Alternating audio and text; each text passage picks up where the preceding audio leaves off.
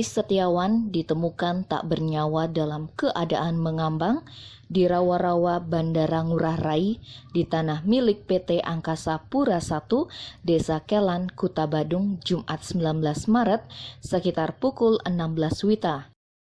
Pria naas ini diketahui berasal dari Alas Laban Sukadi, Banyuwangi, Jawa Timur dan berprofesi sebagai supir truk.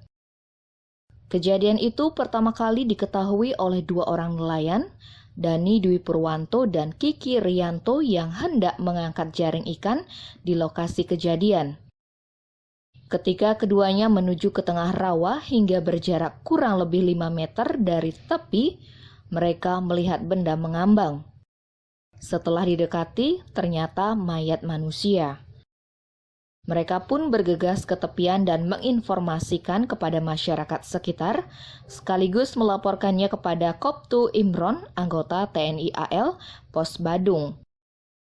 Selanjutnya kejadian itu diteruskan kepada Pospol Airut Kedonganan beserta Basarnas yang kemudian mendatangi TKP untuk bersama-sama mengevakuasi korban. Kasubag Humas Polresta Denpasar, Ibtu Iketut Sukadi mengatakan, jenazah Haris sudah dibawa ke RSUP Sanglah untuk diotopsi guna mengetahui penyebab kematian korban.